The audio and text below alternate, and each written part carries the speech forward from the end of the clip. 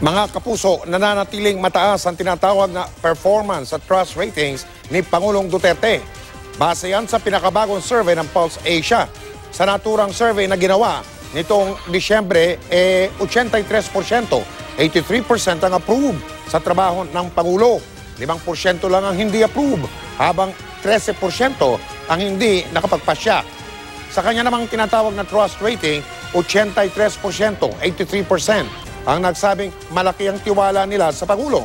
4% lang ang maliit o walang tiwala, habang 13% ang hindi makapagpasya.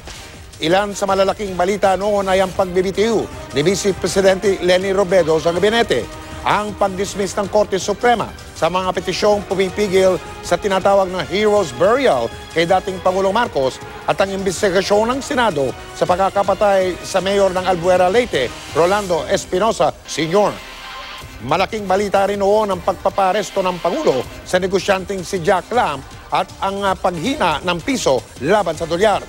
Sa isang pahayag, nagpasalamat naman ang Malacanang sa patuloy na suporta at tiwala ng publiko kay Pangulong Duterte.